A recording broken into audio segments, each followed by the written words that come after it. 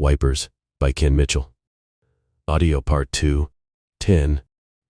I just got back from an officer's briefing with the Admiral, his J2 and my unit's command staff and other company leaders. None of the information they shared was surprising. In fact, it was just really more of the same with bots and the Iron Belt braining up. Since you may not be from around here, PN, let me learn you good about those pesky sentient bots we get to kill so many of. This is how it was explained to me anyway, so listen up. There's going to be a test on this material at the end of this entry, and you will need to know this stuff on the comprehensive final. Okay, not really.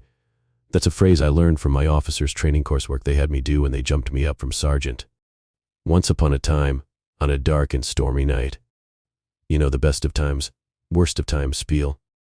Anyway, back in the day there was a corp called High Mesa Synthetics, or HMS for short.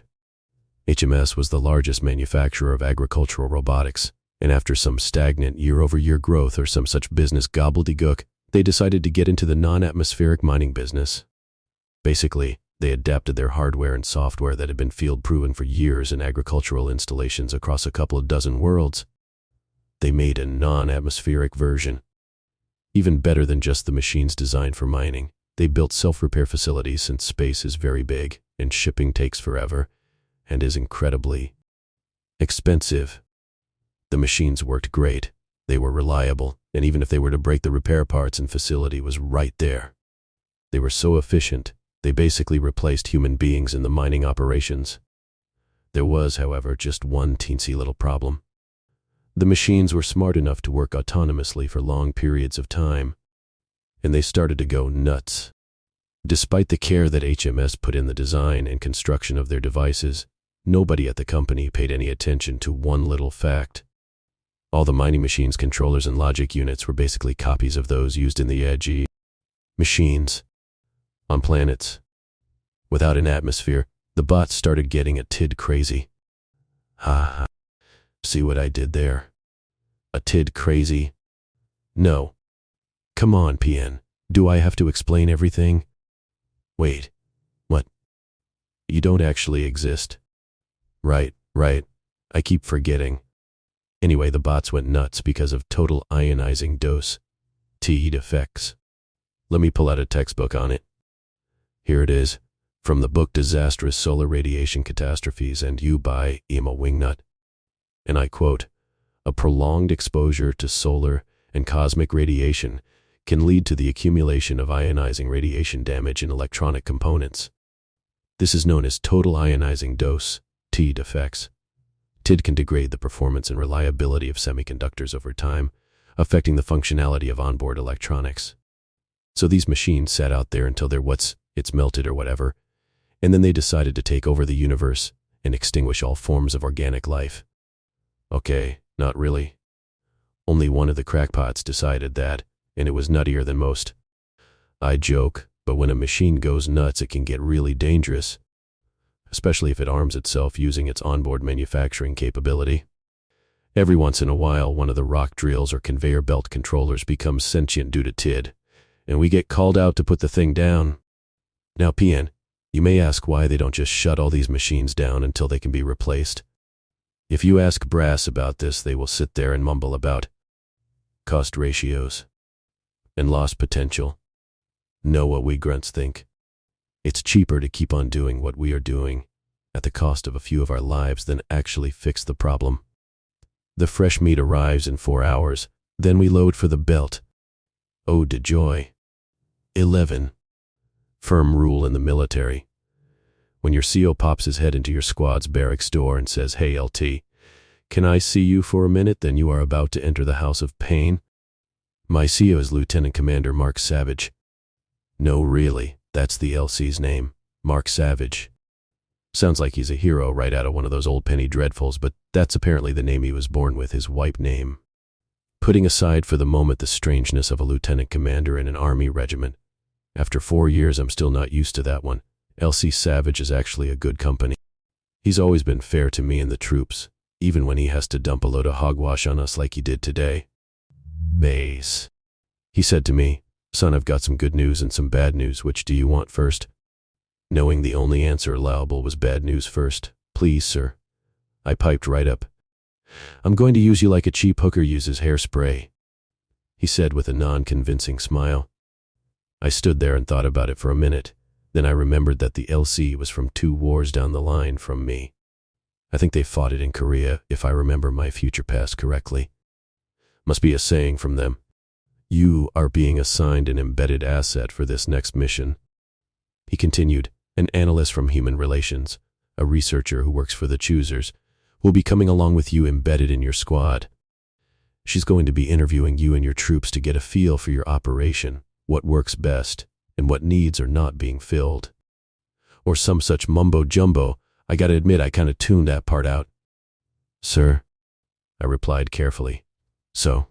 Oh no, sorry I wasn't clear on that. She's going to be with you until the drop. She won't leave the drop ship, so you won't have to worry about her during your actual assault if you have to make one. I replied. I know, I'm full of brilliant, witty comebacks, aren't I? Yes, sir. Yes, sir, I said. Now, the good news, please. Well, he said with a cheeky smile, the good news is that you have just received a high-quality opportunity to excel. The LC looked at his comm screen and said apparently she's on her way. Her name is Karina. You'll know her when you see her. With that, the LC left me to go tell the squad to get ready for some group excelling. 12. Strangely enough, our embed's name was Itia Karina. I've been wondering what the LC meant when he said I would know her when I saw her, but that became obvious when I looked up and saw a young woman in civvy clothing with bright blue hair walk tentatively into the squad common area. Karina is a striking-looking individual, even more so because of the very non-regulation blue hair that surrounds her pale, heart-shaped face. Dark eyes, a small nose, and lips red enough to have been augmented. She has slightly Asian features on a face that generally boasts a no-nonsense look about it. She introduced herself to Noser and me, the only 2 people in the room at the time.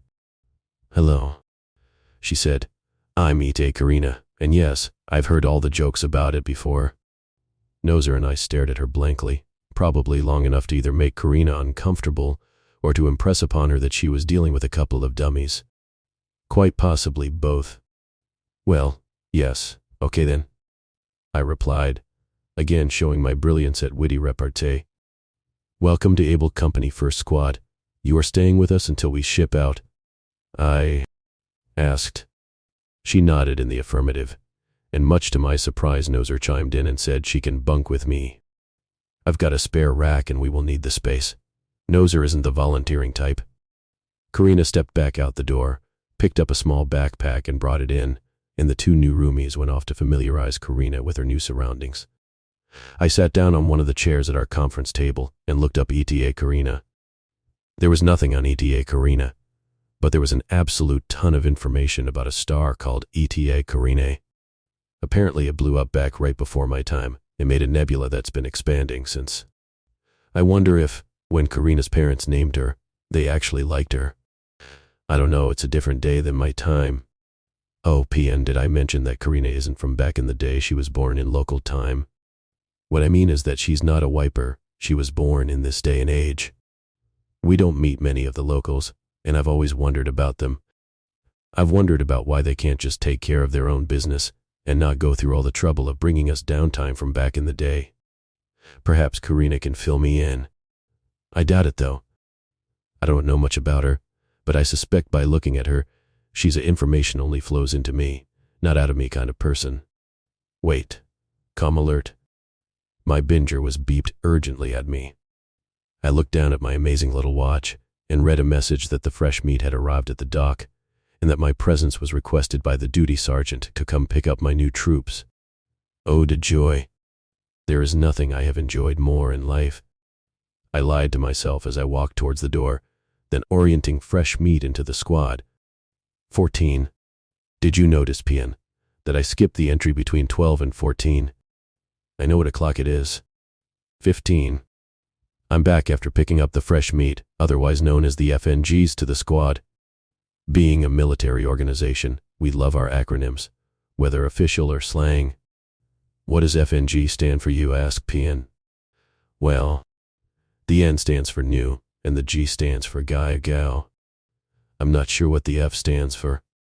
Of course, back in the WT war to end all wars, the big one, we didn't have gals in the ranks.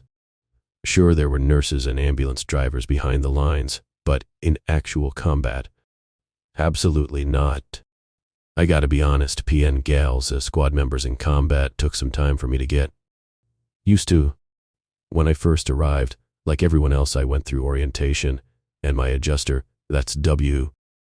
Hat they call the people who adjust our attitudes to the new reality, wore a black ball cap with the words "Deal with it" in big orange letters.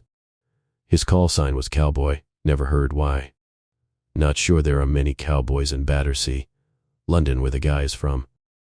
Anyway, we got 2 new FNGs to replace the 5 people we lost. 2 of those losses will eventually come back after medical gets done with us, but this was a small group of inductees and we are just going to have to deal with it. I wonder if I should paint that on my helmet. We don't actually deal with many gals in units, since HR pretty much only chooses troops from the fighting ranks, and there weren't a lot of fighting women in the Great War. Noser was what they call a partisan, a non-uniformed guerrilla fighter in Greece. Interestingly enough, one of the 2 new FNGs is a gal.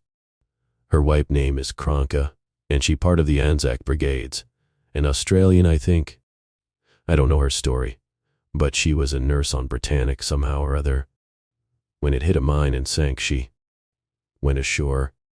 I'm told that she actually joined in combat and fought like a good un until she wiped.